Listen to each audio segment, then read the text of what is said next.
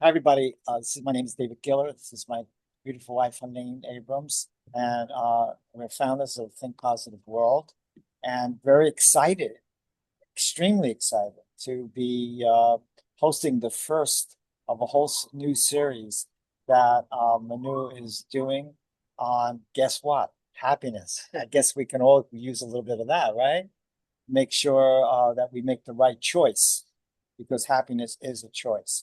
And we're going to let request that Manu does her works on magic tonight and letting us know how this whole thing is going to reveal itself.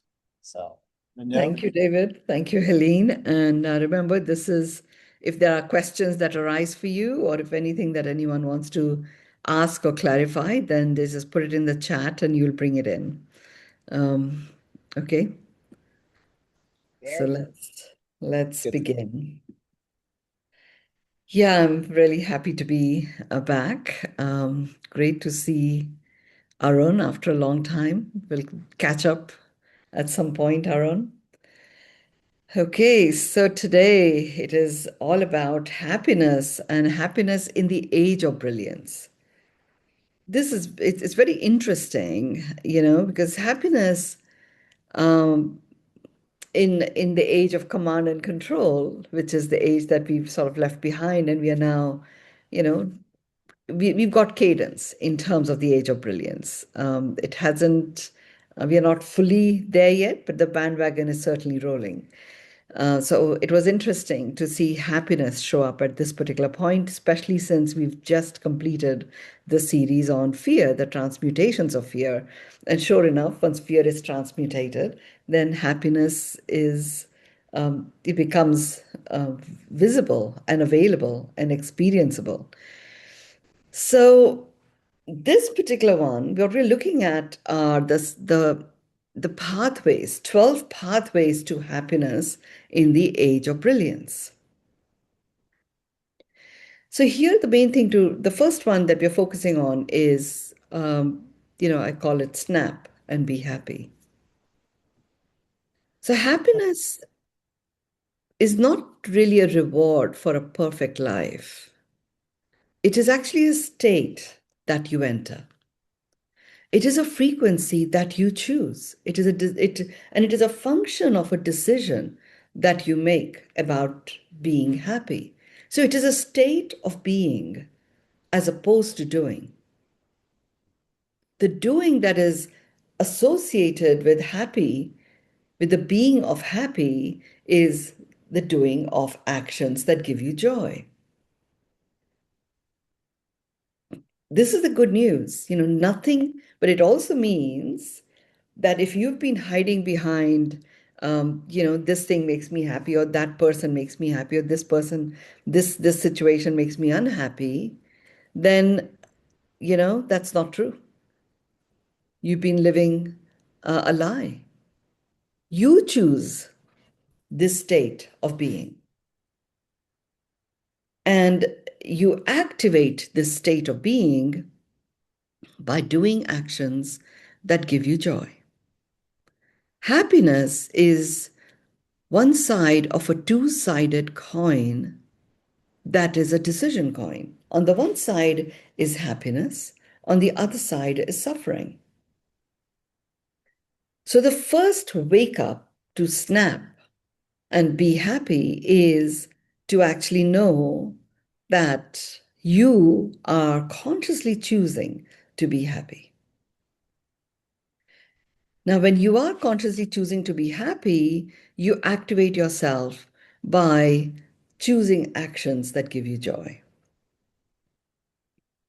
And I'm going to come to, situations where there may be health challenges, or there may be other forms of challenges, or, things that you might have witnessed that makes it difficult to be happy, and it also sometimes feels inappropriate. I'm going to come into to all of those situations in a moment. I do want to talk about the other side of this decision-making coin of happiness, which is suffering.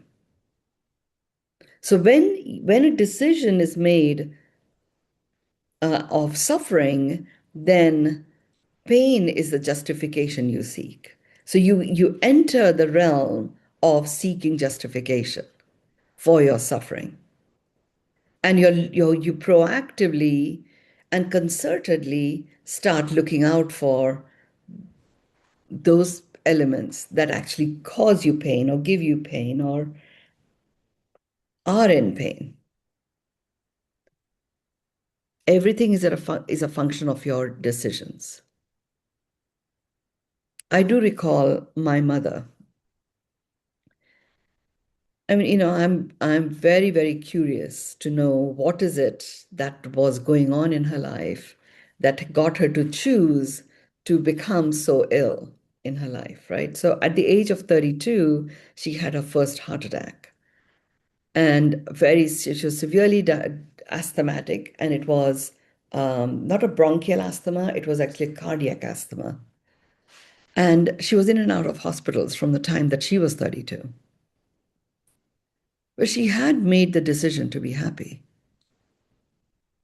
and in her being in and out of the hospital so many times, they were always like wanting to find veins where they would, put a drip in or extract blood to do various tests. And after a while of being on in and out of hospitals, it was extremely difficult to find her veins. Many of them were like literally like black, but they were quite hardened just because of what she had been going through. And I remember many times we would be there and the doctors would come in because the usual nurses were finding it difficult to find the vein. And, even the thought of what she was going to go through, her body was going to go through, we would cringe in pain. And my mom would say, look, this is just my arm. So relax. And I would like, what is up with you? It can't possibly be, I can't possibly relax in this situation. But there was nothing that I was adding, or I was not making it any easier by being tense. I was just creating a container of tension and worry.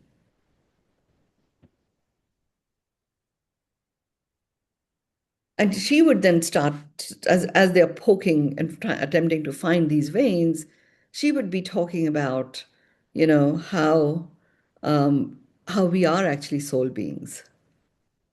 And there is no pain where the soul resides. So I used to say to her, how can you even say this? Are you not feeling this? And she said, no, I am. But I know that I am not feeling it. It is my arm that is going through this. Where I am a soul being, and there is no pain. So when situations like this occur, I go into that space. And she would actually be talking to us whilst this thing was going on.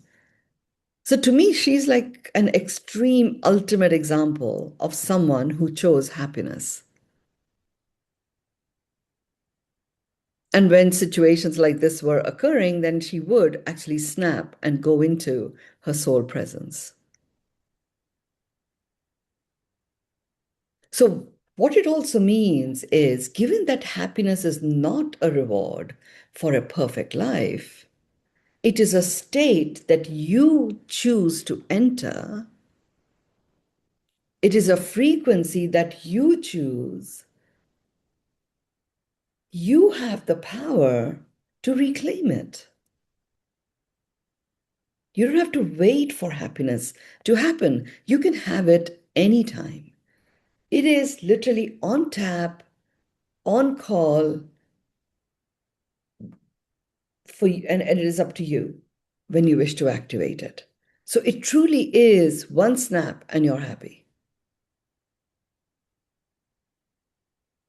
Now, I'm not saying that it is necessarily very easy to snap out of whatever funk or whatever concern or whatever worry you may be in. And I just went through that situation with everything that occurred in Dubai, and you've heard me say this story many times previously.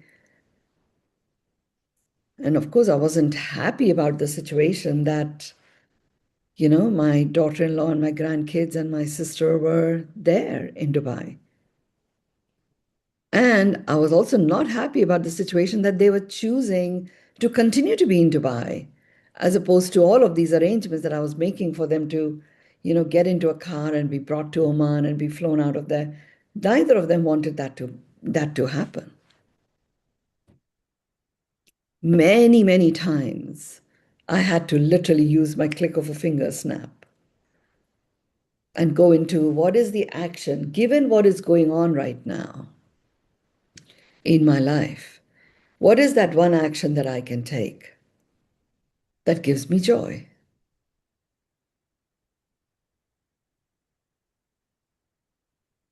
And I would take that action, and come back into my center. Because I knew that there was nothing to be gained from adding my vibration of worry or concern into the field of my daughter-in-law, my grandsons, or my sister.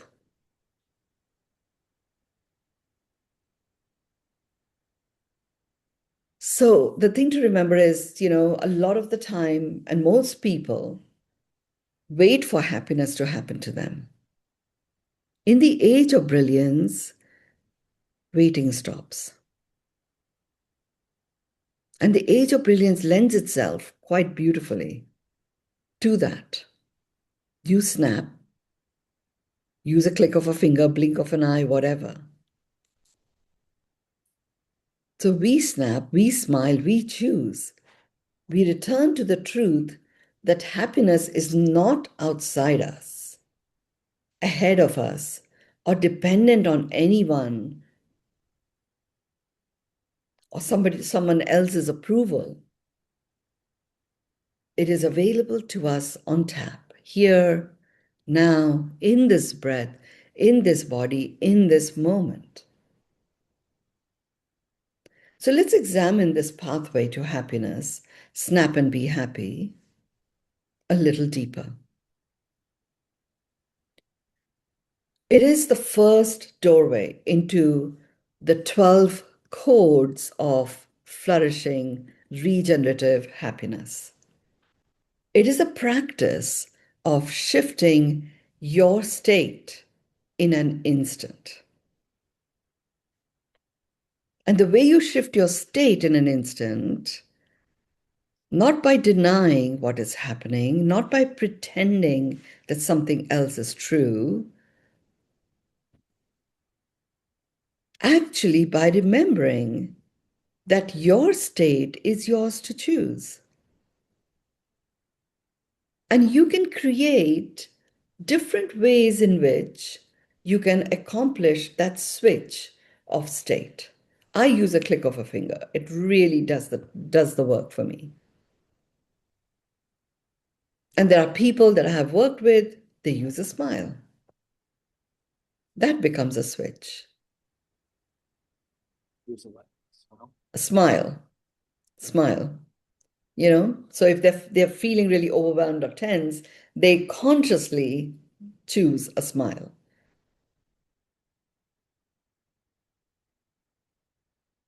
And that becomes a switch. It could be a breath. A stillness breath is always a really great one because it literally diffuses any tension that you may be in. Deep breath in and a long breath out. It becomes a bridge. And in that moment, the moment becomes a miracle. Because in the moment, remember what is a miracle? A miracle is where something beautiful occurs that makes your heart sing. Your heart is beating, that is the song of the heart. So if your heart is beating, miracle is evident, is imminent. You just have to make it evident. And you can choose anything. So, there I am, having come off a call from talking to Jill and the kids are like super excited and stuff. And Jill is adamant that everything is all fine and normal. And, we are just having such a wonderful quality time together. And so one of the ways I would access this, I wasn't really aware of the stillness breath at the time. So breath wasn't my action. Click of a finger sometimes didn't necessarily deliver the goods because the tension was so strong. Um, So I would use my heart is beating. There is still a miracle right here. So, given the situation that I'm in, given whatever it is that my mind is choosing to generate out or churn out as thoughts, what are the positive aspects of being in this situation? And it was a boot camp, of using the miracle lens. That was a positive aspect. And really, all you have to do is to find one or two things in situations where it's really tough to snap out and be happy. Just find, given that, accept I am here. This is what is going on. This is how I'm feeling in my body. This is the effect it's having. All of that. I unconditionally accept all that is. Given I am in this situation, there are times where I was not able to even get to unconditionally accepting because I could not unconditionally accept. I was very present to my human fragility in those times. So I would basically interrupt the pattern and say, given where I'm at right now, you know, what are the positive aspects of being in this situation? My heart is beating, it's singing, so miracle is here, and it really, I would, sometimes it would be like, the love and care that we have with each other is evident and strong. And this is a huge thing that we are going through as a family. We come out of it. Our connection and relationship with each other would be at a completely different level of just pure love. That was a positive aspect. And then all I could do was just throw it up to the universe and say, okay, universe, here it is. Show me how much better can it get.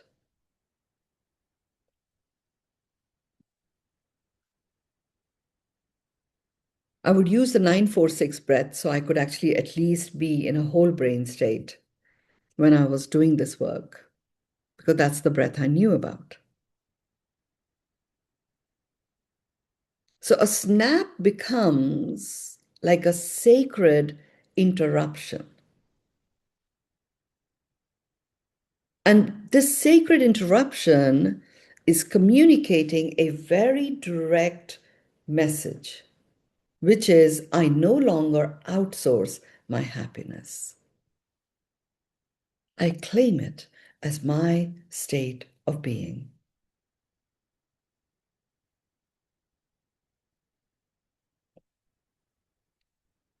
Just want to check, David and Helene, if there's anything, because I'm going to go into another aspect of this, but if there's anything that is showing up for you, any comment you wish to make.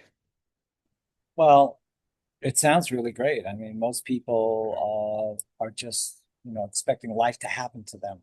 And here you're saying in the most challenging situations, you can shift it in any moment to, to feel joy, or to feel happiness, or to feel, or to overcome the stress that you're feeling in the moment. So that's really Yeah. very. Yeah, I can see why it is it's 12 pathways, but it doesn't have to be a 12-part series, right? And last night, as I was like tuning in and, okay, how is this going to play out? Um, my guidance was this is a 12-part series. And I thought, well, happiness can be covered in 2 sessions. And it is actually a big thing in the age of brilliance, to leverage it so that you can, you know, anchor happiness as a knowing is the journey that we are on. So let's go deeper.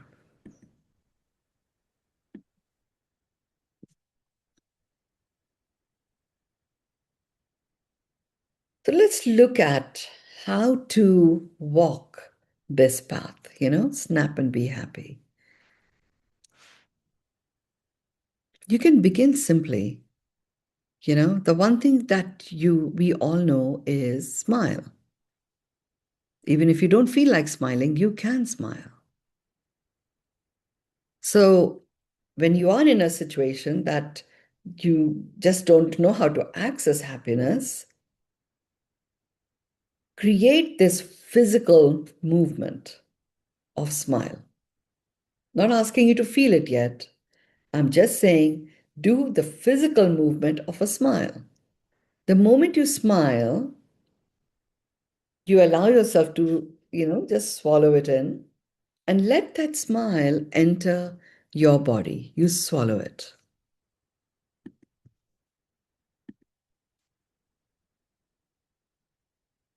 Now, this is an important piece to understand. What I'm saying here is, I'm asking you to do a physical action.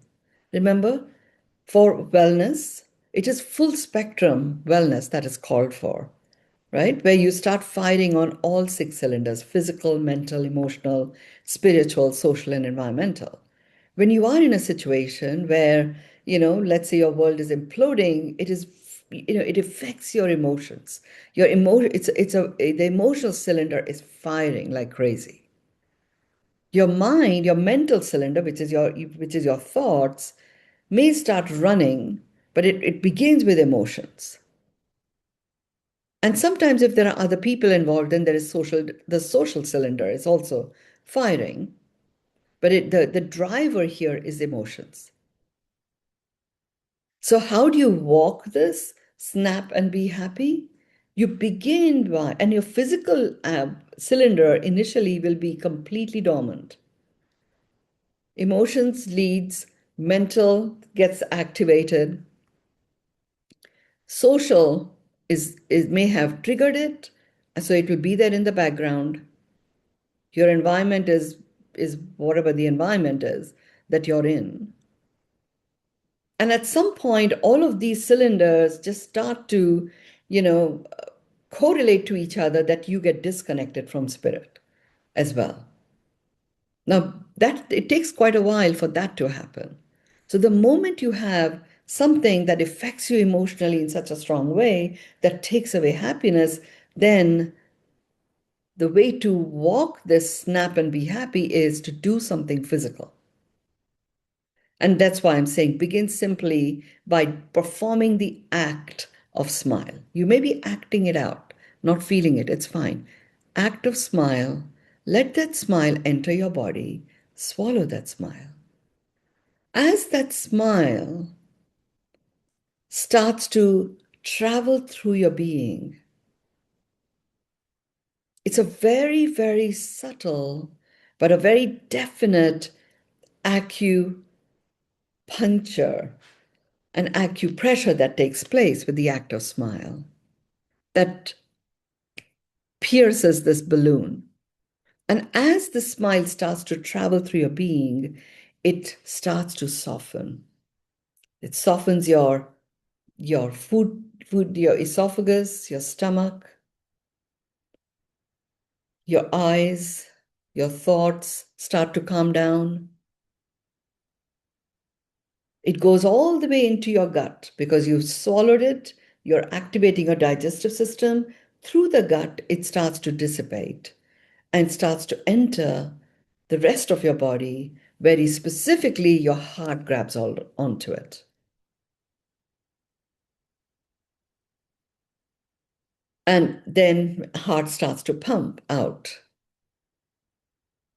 and every cell that is being pumped out by a heart is calming. Now I'm explaining the mechanics of what happens when you swallow your smile. The only thing you're doing, this is only a matter of seconds. You smile, swallow that smile.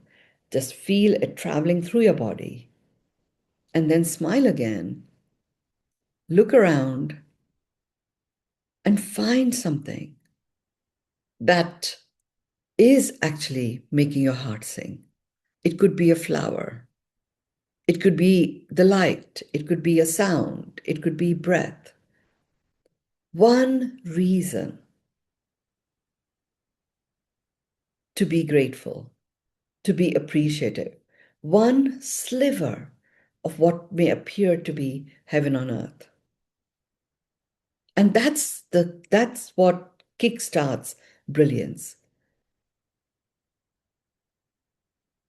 So now brilliance begins, not with drama, but actually with a decision and a choice. Mentally, the cylinder calms down because you're in control. There is no force.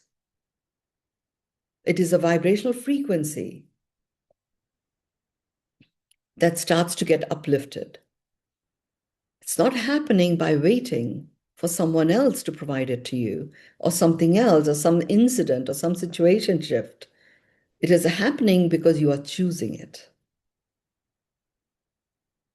And remember, everything that exists is a vibrational game. What can exist and what can show up in your reality has to match the vibrations that are active in your field. Here, you're consciously activating a vibration of happiness and declaring that you are choosing this to occur. Taking action, finding something that's that sliver of heaven on earth.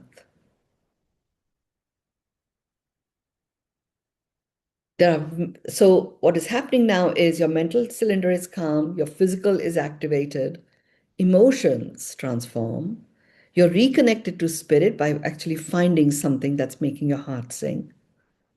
The social noise, the social dynamic noise is somewhere way back in the background.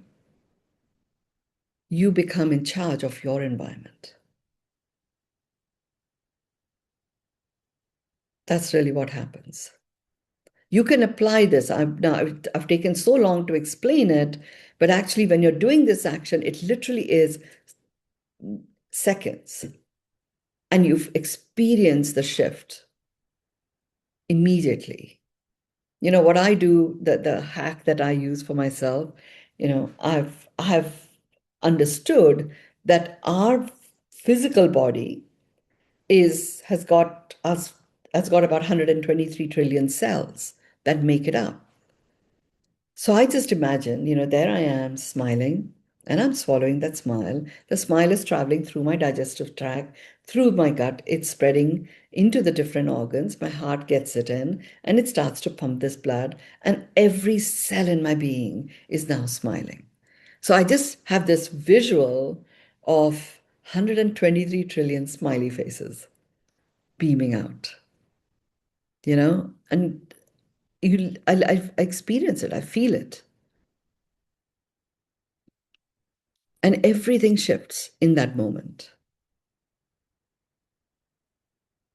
With all this trauma going on in Dubai, we decided finally that, okay, there is no point in worrying about it. There is no point in pushing them to make choices of leaving Dubai when they felt that they were safer there than traveling on the road.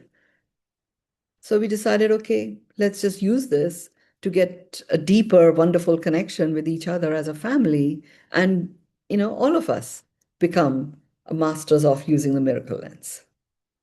So we started having our Zoom calls together as a family. Now, my sister and her eldest daughter and their family live in Dubai. The moment flights opened up, they went to Bali for a few days, like 3 or 4 days. And my sister refused to leave with them. She didn't go. She stayed on. That was like a big hoo-ha drama in the family at the time. And that's when we decided we'll have a regular Zoom calls and connect deeper with each other. And lo and behold, they couldn't come back in 3 days because my niece actually developed what's it called? Measles, no, chicken pox. So she couldn't leave her room, let alone come back. So they were like there for over a month. So it was great that we'd actually decided to, become masters of the miracle lens whilst all of this was playing out.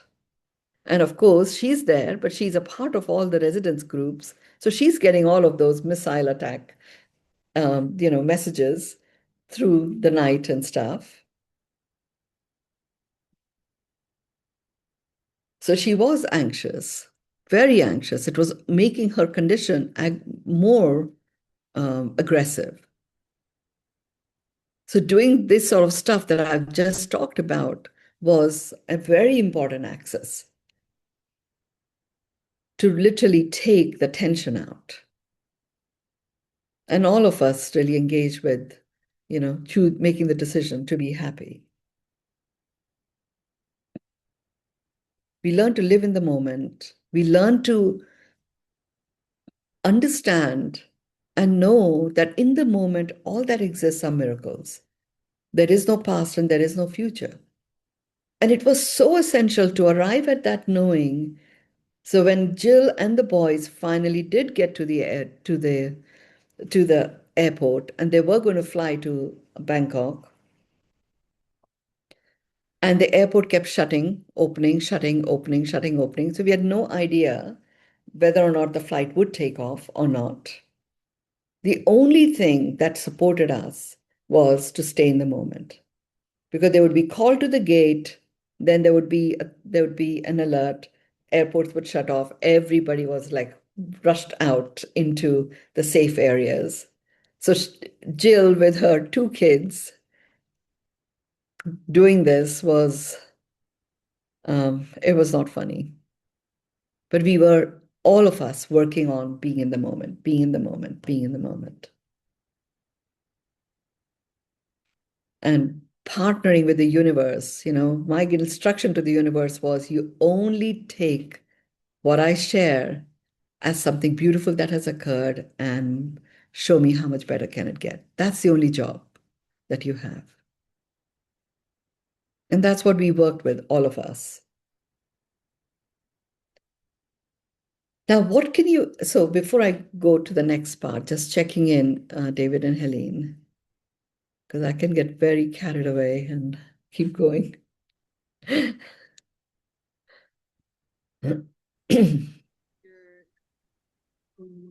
We've And done jobs uh, called Presto Your Change, which is based on the same principles because it's snap.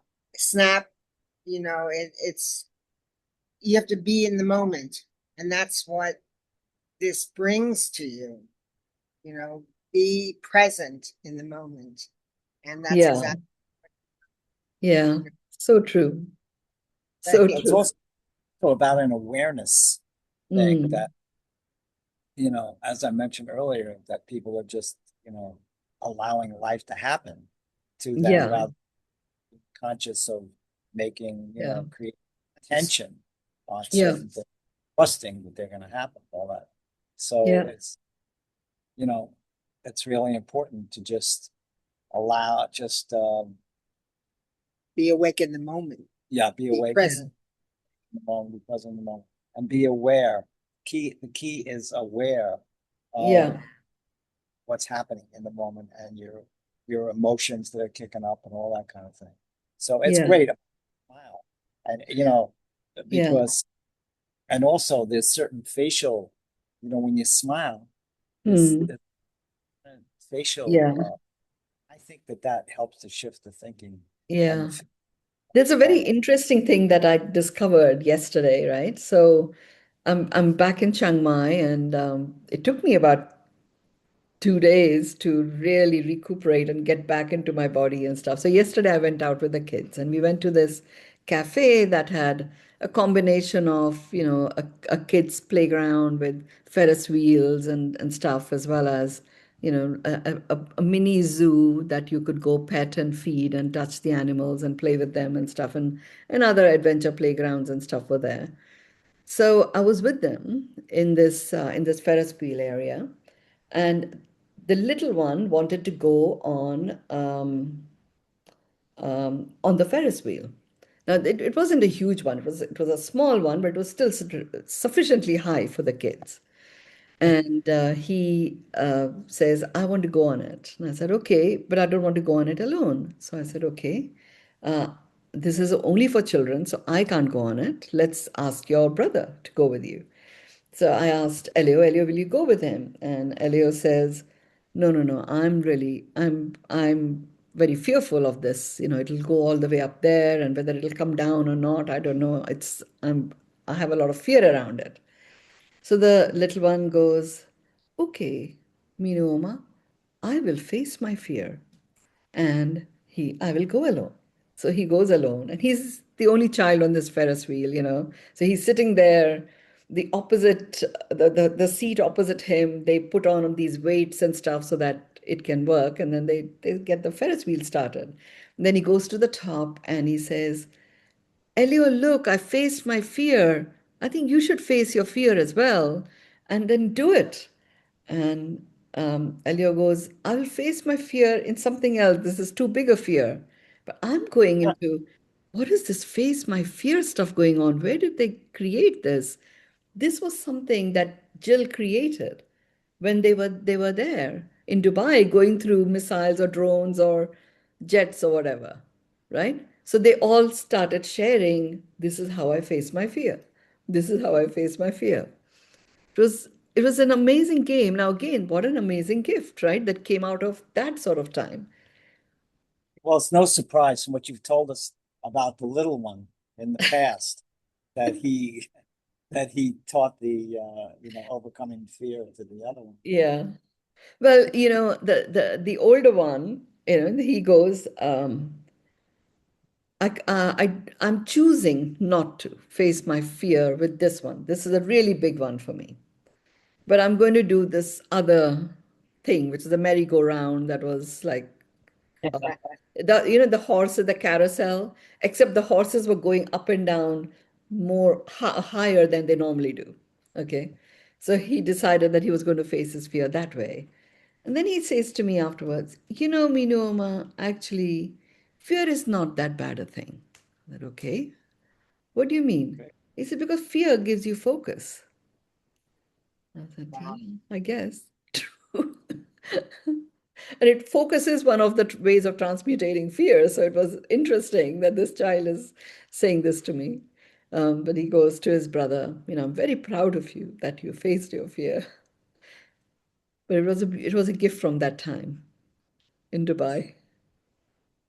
So Like I was watching in New York yesterday, just on TV, where they had these two people that climbed to the top of the Empire State Building. I don't know if you saw that on the news or what.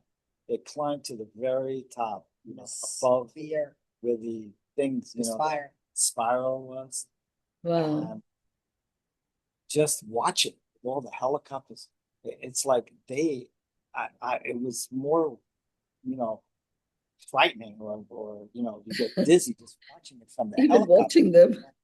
going around them, and they had no fear at all. So Yeah. that was very interesting. Anyway, let's go So back to let's continue. So as we go through this journey of snap and access happiness, what can you expect along the way? You know, at first your mind may resist. It may say, but I am stressed and I am hurt, or life is not perfect yet, and this should not be happening, and I should not be in a position like this. All of that may occur. It is the old program. So allow those thoughts to emerge, but stay in the practice. This one does call for a pattern interrupt and hence that physical act of a smile. Because what you can expect, you'll notice your body softening. Your breath becomes easier and deeper and longer. Your thoughts become lighter. Your energy starts to return. And then your relationships start shifting. Creativity opens up. And it's as if the warmth of your inner sunshine begins to rise again. The outer world may not change instantly, and it didn't in the situation I'm talking about. But your experience of it will. And that is really where that mastery starts to begin.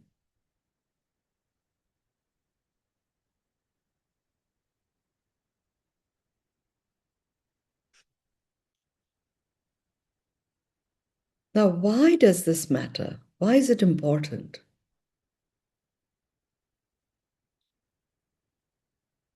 It is important because every state creates your future. Fear creates contraction. Stress creates depletion. Resentment creates separation. Happiness creates availability. Availability to love, to receive, to create, to flourish, to notice beauty, to hear your intuitive guidance, to become a magnet to miracles. Happiness is not frivolous. It is, in fact, foundational. And it is in this choice and decision of being happy, your environment shifts and it becomes an environment that is conducive for brilliance to grow.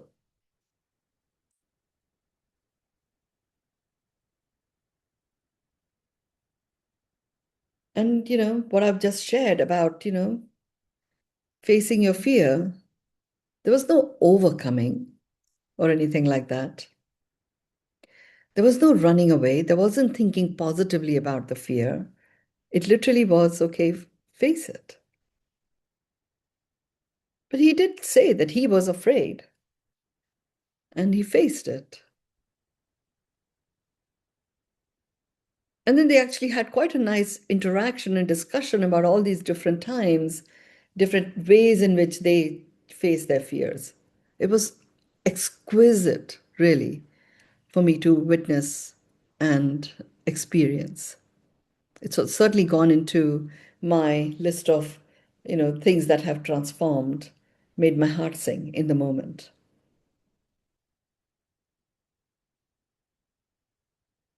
There is a cost of not choosing to be happy. When you do not, and it's not just about choosing to be happy, it is about when you do not consciously choose your state, the world chooses it for you. Other people step in, their moods choose it for you. Old wounds choose it for you. News cycles choose it for you. Stress chooses it. Fear chooses it. And slowly, without realizing, you begin living your life as a reaction rather than as the creator. And when you're living your life as a reaction, vitality starts to leak. You lose energy. You lose clarity. You lose spark. You lose your natural joie de vivre.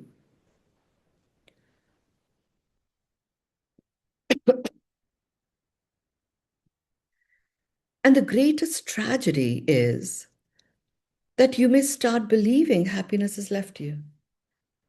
And there's nothing in the world that can make you happy. And that is true.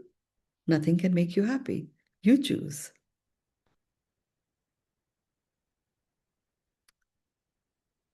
So it's not that happiness has left you. It's the truth is you simply stop choosing it. You delegated your decision to be happy to all of these other circumstances.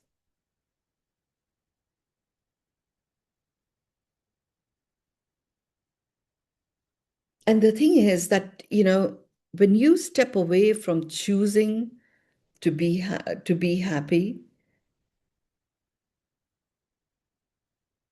just simply choosing is not enough, right? You choose, make the decision, and take an action that gives you joy.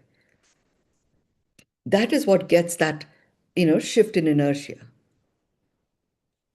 The first step is choosing the state. The second step is to shift that state, shift your inertia, and step into that state by taking an action. And when you've chosen the state of happiness, the action you will take would be an action that gives you joy.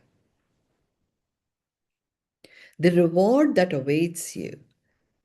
When you reclaim happiness, you reclaim authorship. You become who you really are, the creator, as opposed to feeling that lack of vitality and tiredness and clarity and the sparkle is gone. You become a voracious consumer and you enter the realm of rapidly seeking instant gratification, which only deepens your anchorage in a state of consumption, and ultimately, consumption is what consumes you.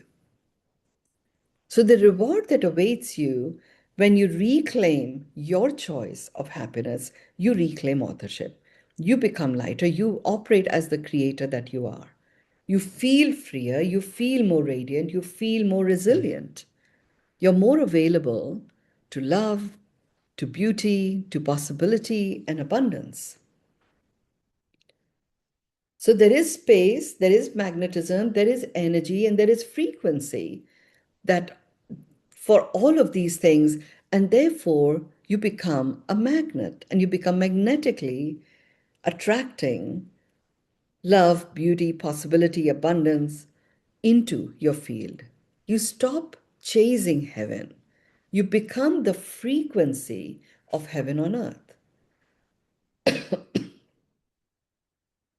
You no longer wait for life or someone or something to make you happy. You become the one who brings happiness to life, which is a gift that you have been given. How do you know that you're on track? Let's look at that. You know you're on track when you're able to smile faster. Your recovery is quicker. Judgment starts to diminish radically. You judge less. You bless more. You count your blessings more frequently. You notice beauty in ordinary moments. You feel gratitude before life is perfect.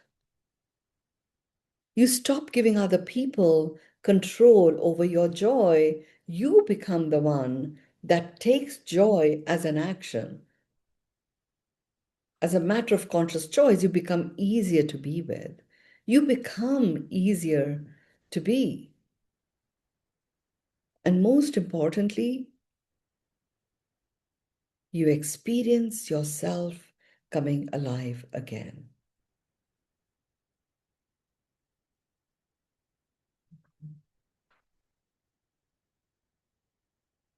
So, happiness is not what happens when life finally obeys you. Happiness is what happens when you finally remember you are not here to be managed by life.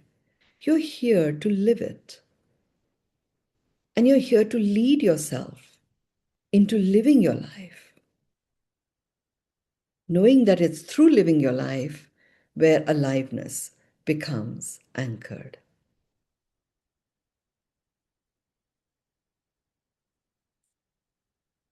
So snap, smile, breathe, choose. Let happiness move through your body like light. Let gratitude multiply. Let presence become anchored. That's your medicine, reconnecting to the presence of you. Let your joy become activated and have it become contagious. Allow it to be. Let your brilliance remember itself. Because in the age of brilliance, happiness is no longer a mood. It is actually a mastery. And once you master your state, you stop waiting for heaven. You start living it and you start living in it.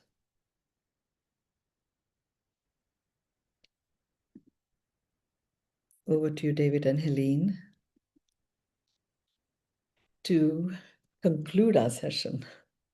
Well, I mean, everything you're saying, it's like, one of our charts in our presentations is about having a positive mindset versus a negative mindset, or really a mindset centered around love versus a mindset centered around fear.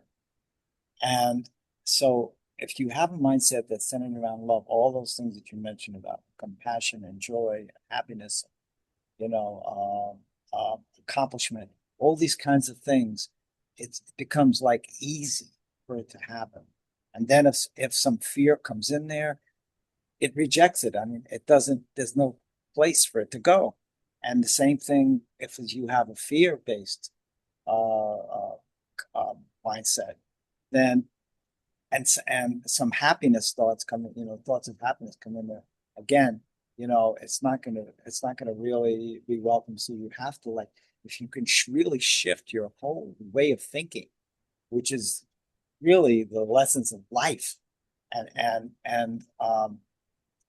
that that is the key. And my, what I have learned is that is the Yeah. key, is to Yeah. a positive, and Yeah. everything points to the that. happiness. That's what brings happiness. Yeah.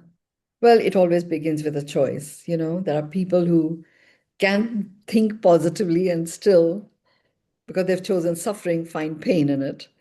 So it always begins with choice. So thank you so much, David and Helene, for hosting it. Okay. Really great to kickstart a new Can't wait for season with you. Thank you. Namaste. Namaste. I complete our meeting now.